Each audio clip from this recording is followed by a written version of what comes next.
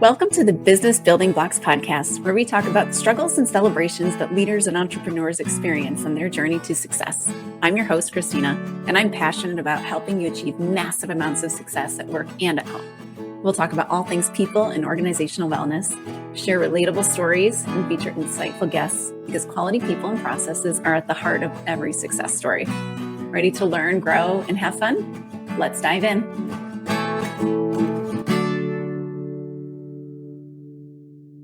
Welcome to the Business Building Blocks podcast. I'm your host, Kristina Schmitt. As a follow-up from my last episode, where I spoke about the stages of team development, so that was forming, storming, norming, and performing, I'm now digging in a bit deeper to particularly in that storming phase, but it really happens throughout, but a concept that is going to help you get out of that storming phase by equipping your team members, equipping yourself, and practicing this art of mining for conflict.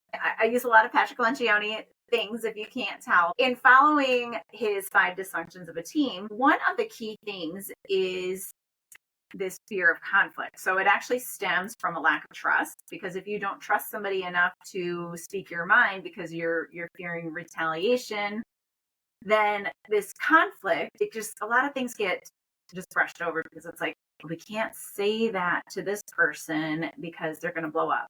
Or if I correct that behavior, then they won't work on the project I need them to work on. So, showing up 5 minutes late to a meeting, we can deal with that because they're doing this. That kind of stuff is where we're avoiding conflict. That is what gets us into trouble, because now we're allowing behavior that is below our standard and we're expecting behaviors that are above our standard.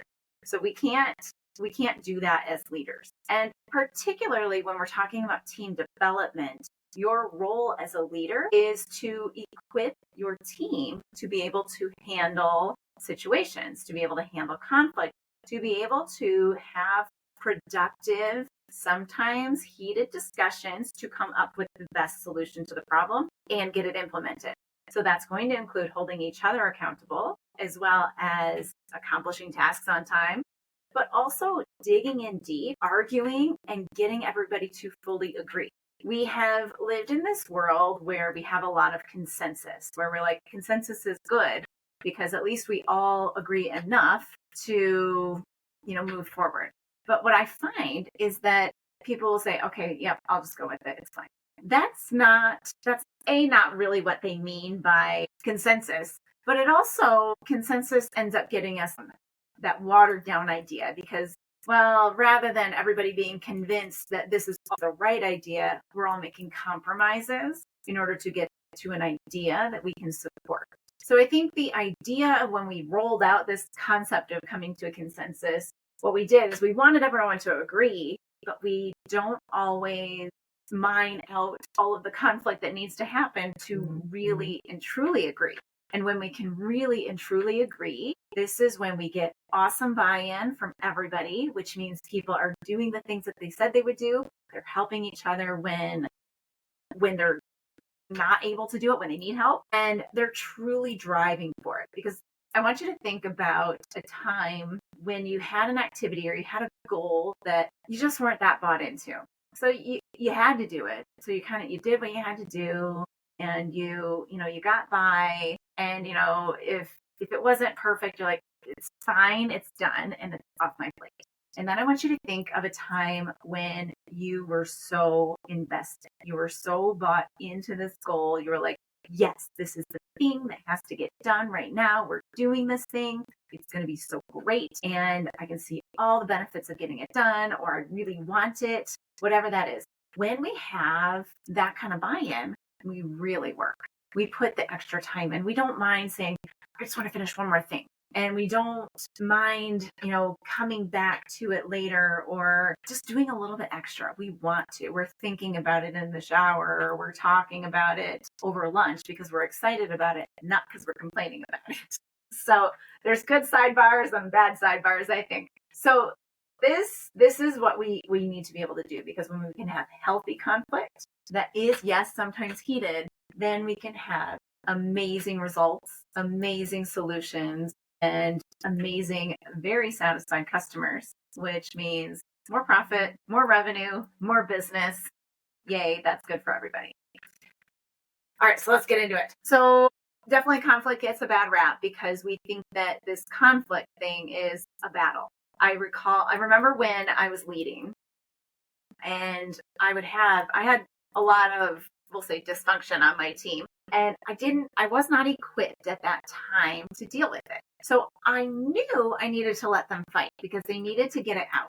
But I didn't know how far to let them fight. So they would be getting crazy heated sometimes. And eventually I'd just say, okay, it's enough. And I'd cut it off. And then we weren't really solving it properly. And, then I would get feedback from HR, like it got too much or it's going too far. But looking back at it now, I could have refereed better, right?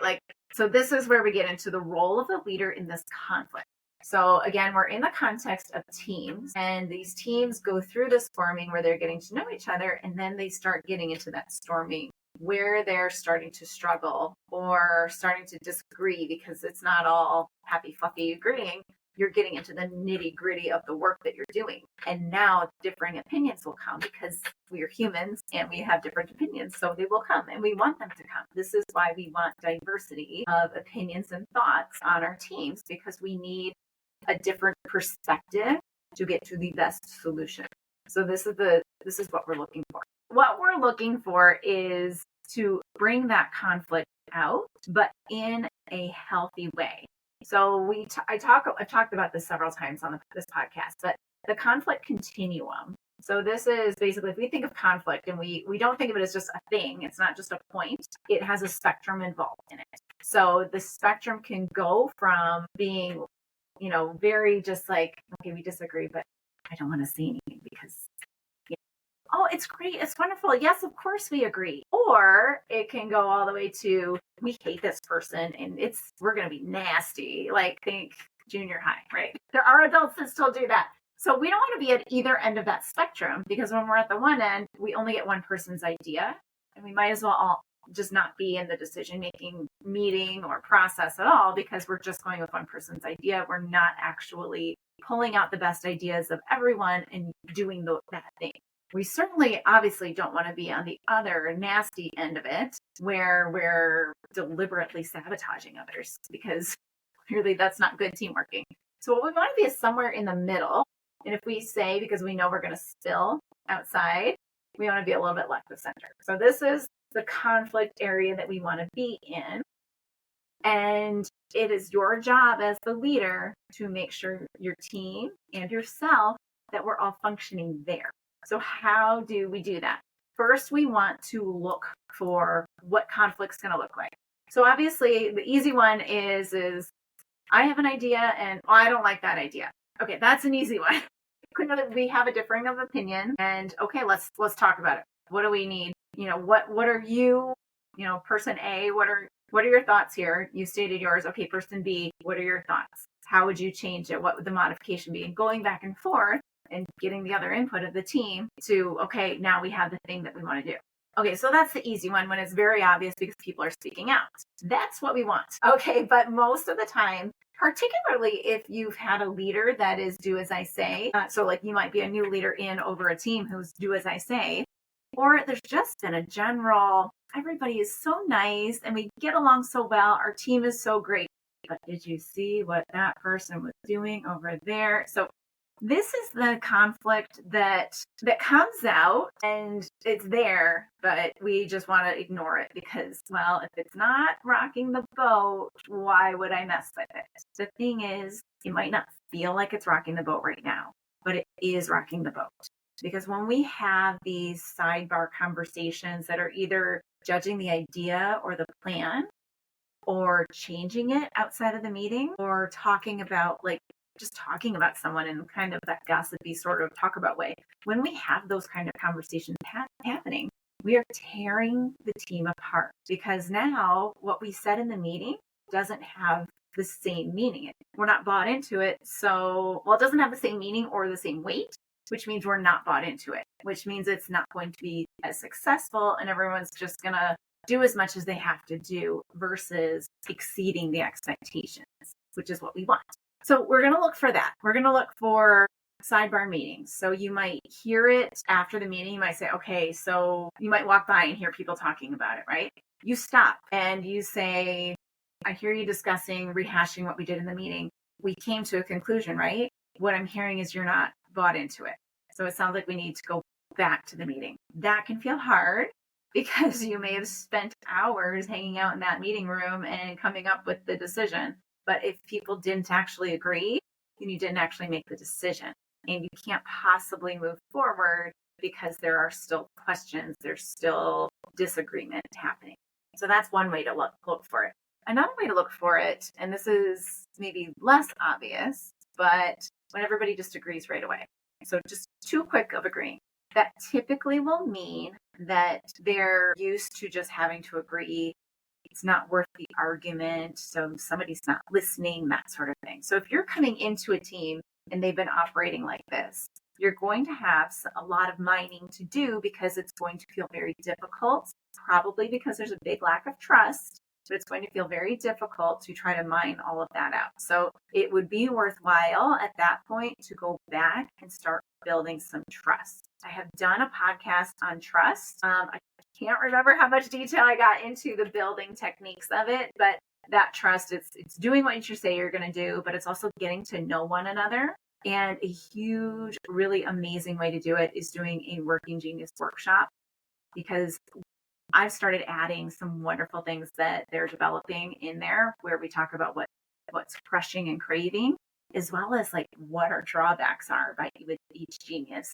So that is a great way to mine out some conflict that's not really conflict. It's conflict that's more misunderstanding of, just how I operate.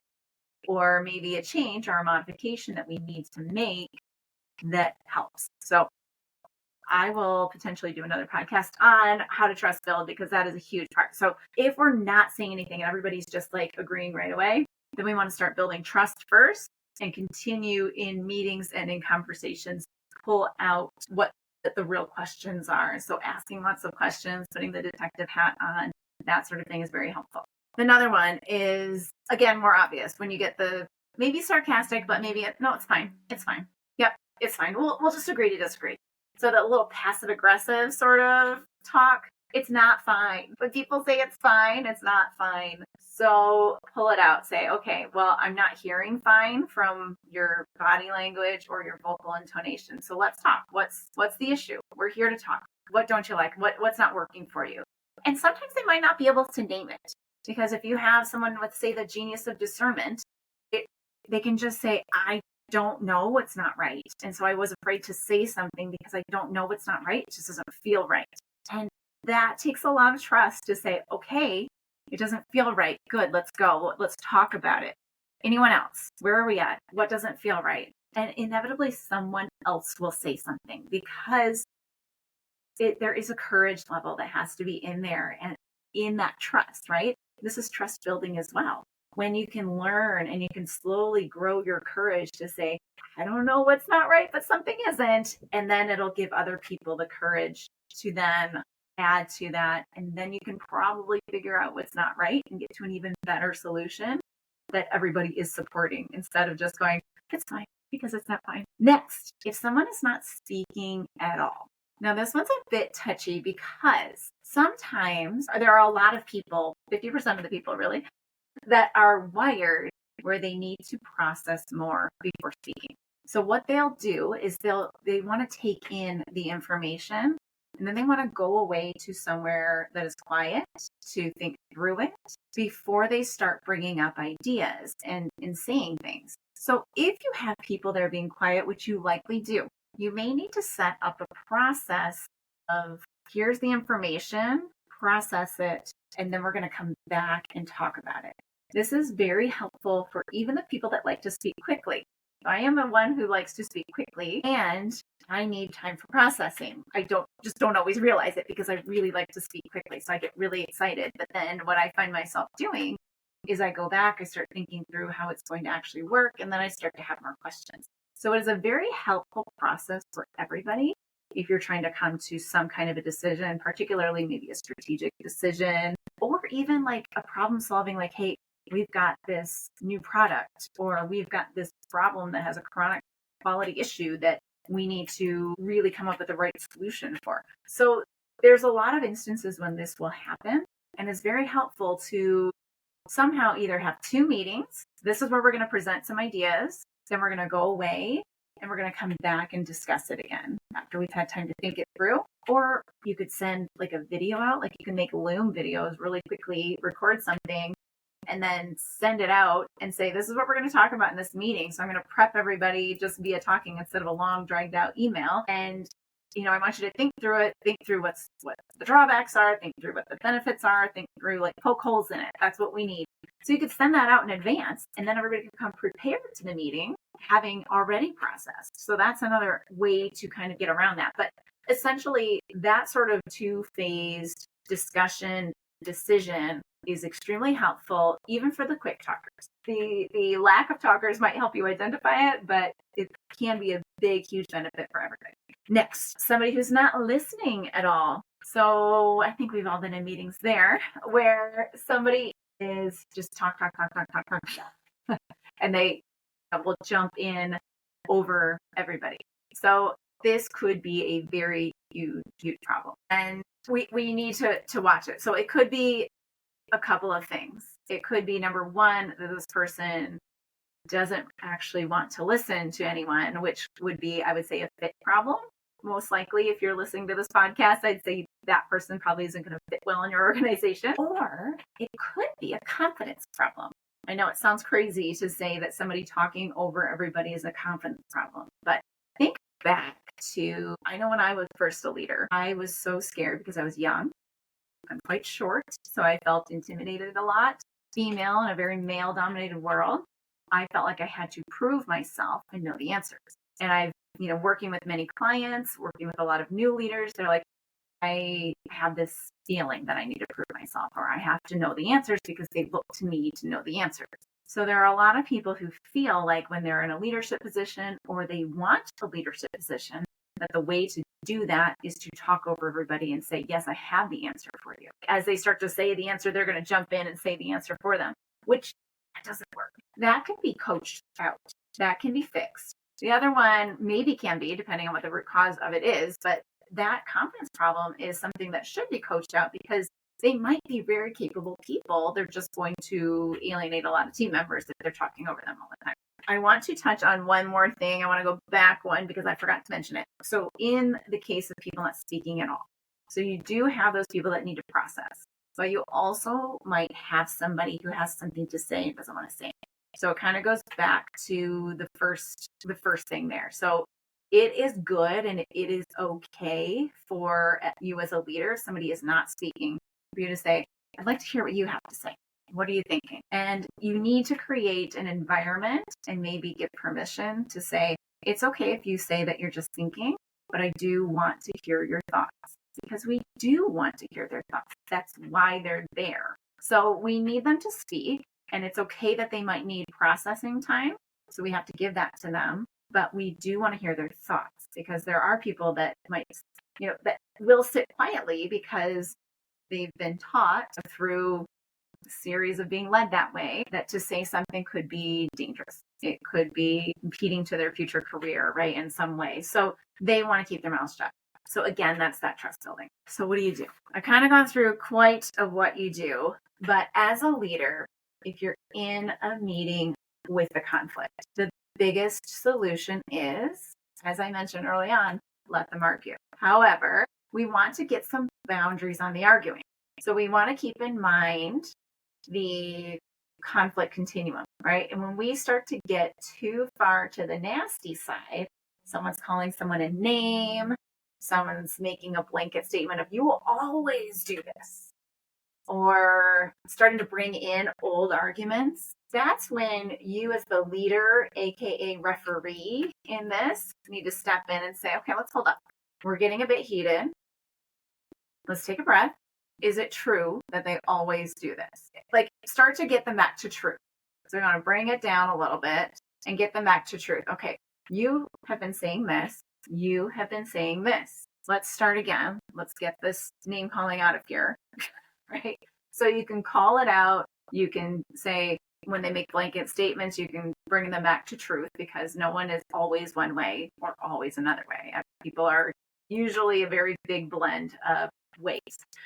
So you've got to bring them back to truth. Okay, so here's where we are, or we're going to stick to this argument. If that one is still bothering you, then we have another problem going on. However, we're sticking to this argument. We are on this one right now. You can bring them back to the argument at hand. Another great thing to be doing in this is you're really facilitating, but you're actually helping them to paraphrase and helping them to kind of hear what they said. So if everybody's very heated, you can bring them down and say, okay, person A, this is what I've heard you say, blah, blah, blah, blah, blah, blah, blah. So you can do that. And then person B, this is what I've heard you say, blah, blah, blah, blah, blah, blah. Or, which is even better, you can say, person A, I would like you to give me a quick synopsis of what you've heard from person B. Once they do that, then you say, okay, person B, was that accurate of what you were trying to say? Now you're trying to get them, bring them back to kind of identify these gaps. So then you go the other way as well. So what we want to do, and really what most conflict is, it's actually misunderstanding of something. So sometimes people will say something and then they mean something else, or they say something and someone else takes it the wrong way. Because again, we're all coming at things from different perspectives. So when we can start to hear how the other person heard it, we can then clarify, we know what to clarify versus just keep on saying the same thing over and over again. So what's great to do as a leader is to have them paraphrase, but then also start to ask questions. Okay, help me understand how is it working that way in your mind? You know what I mean? Like just getting them to try to see the other's perspective. When we argue, when we have conflict, a great mindset to be in is not that I'm trying to convince you of my idea, but I'm trying to understand the other person's idea. I'm trying to understand your idea, not convince you of mine. When we can both argue from that perspective, the conflict gets less heated, but also gets resolved better, because now I can understand what this person is saying and they can understand what I'm saying. And we can really clarify the difference and see maybe we're actually on the same page, or maybe we're not that far off, or maybe we are very separate and we can understand and appreciate where that person is coming from. So that's how we're going to do it if we're in a meeting. A couple of things that I want you to be mindful of. You can stop the meeting. You can say, this has been very heated. I'm going to ask everyone else to go. We will resume the meeting at a later date. We're going to finish this. You can stop the meeting. That's fine. Second thing, you can take a break. If emotions are hugely high and everybody is like, including yourself, and I'm going to say especially yourself, if your emotions are extremely high, you're best to take a break. And I'd say take a break anywhere from 5 minutes, like just go walk outside for a few minutes and we're going to come back, to all the way to the next day, but I would not go any longer than that. If we start going any longer than a day, now we're ignoring it and sweeping under the rug. And it's going to lose its momentum. It's going to lose its importance. So if you do it, set a time, say, let's take 15 minutes, go get something to eat, go get some water or grab a coffee. I'm not a proponent of smoking, but go grab a smoke if that's what you do, right? Like those are the things that you have them, like just go do the thing that's going to relax you, bring you down, and then we can talk again. Okay, make sure you do that for yourself too, because I don't know about you, when you watch two people argue, sometimes you get involved too, especially when it's your team. So it's okay to take a break, and then you go back to number one, you let them argue again and let them continue to argue. So I've kind of talked about when you're in a meeting and people are arguing around you. So I do recommend, if it's not super duper heated, but solving it with everybody there, because there is a level of everybody heard it. Somebody else was probably having a similar question. Now we sorted things out, or we brought in help to be able to do it. If it has gotten super nasty, or we know there's a chronic relationship issue, that's when you pause the meeting, you send them out, and then you do the thing. Like you do this facilitated thing. If somebody is coming to you in, say, a one-on-one and complaining about someone else, this is again conflict. So what I would recommend you do here, and what most experts would recommend you do here, is just pause. Say, okay, I'm going to have you pause. It sounds like you have an issue with this other person. Maybe dig in first. So I'd say dig in first and say, okay, what is it about that that's bothering you? And start to dig in if it's what you want to find out there is it a real problem or is it their perception of a problem? So getting them to kind of understand, okay, what is it that's bothering them? And then you need to invite the other person in, because this conversation actually needs to happen between the two of them. It should not be doing this triangle thing to you. If that is making that relationship worse and worse and worse. So what you need to do is you need to bring them together, because essentially you need to teach them how to argue together. You need to teach them how to see it from another person's perspective and how to get along. It's like siblings. So if we're coming to mommy all the time or daddy all the time, there is a problem, and you need to bring them together and have a facilitated discussion. Ideally, you can do it right then. You bring that other person in. Say, so-and-so, say person A, say your thing, person B, thoughts on that. And they have that discussion together. And then we clear that air. Times you might need a bit more preparation, because maybe it's been a long time happening. It's very deep seated. So sometimes it's great to have 2 one-on-one. So one with person A, one with person B. Get them prepared with proper language of how to state their thoughts, get them to be introspective, to make sure that, a lot of times we have things that make us feel certain ways that maybe aren't accurate. So it's the thoughts, feelings, behaviors, results wheel thing occurring one more time, that there are thoughts that are driving us to feel a certain way. So make sure it's real again, but get them prepared with some proper language. So I've talked the language of how we give feedback, but basically, especially if it's a conflict sort of situation, we want to say something that we've agreed to. So we're kind of restating the expectation or what we've agreed to already, what we've observed, and then you ask questions. Okay, you say, now you tell me what you think. So it's the same thing in peer-to-peer. It can also be, when you do this, I feel this. So these I feel statements make it sometimes feel safer in a peer-to-peer sort of situation. So you give them that language and you help them and you coach them in advance. And then they come together and they do their conversation. And now as the leader, you're the observer, you're the neutral referee still, and you still want to be mining for more conflict there, because sometimes people are going to be afraid to say something. They're going to still want to hold back because now they've got this kind of reverse sort of thing. So you want to say, can you tell them how you feel? Can you explain what you said to me? So dig a little bit. So it's a little bit like poking the bear, but in a respectful sort of way, because you want them to have the argument. You want a little bit of heat to go on, or not necessarily prodding, heat and yelling, but you want them to speak the truth. Sometimes the truth gets a little more heated. Sometimes the truth, it doesn't feel kind, but not speaking the truth and not having these arguments out and continuing to let these things fester beneath the surface are degrading your foundation of your company. It's degrading the foundation of the relationships, and it's degrading your ability to grow and your ability to be successful. So these things are hugely, hugely important. And when we just take it even to a personal level, if we continue to allow people to behave in a way that isn't working for most everybody, let's say somebody is not working well with everyone, we are doing them a disservice. They could be hugely successful if they could get over this one hump.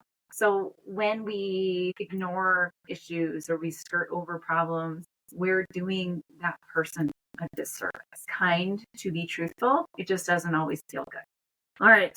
So the key here is we need to give our team members the ability to argue well.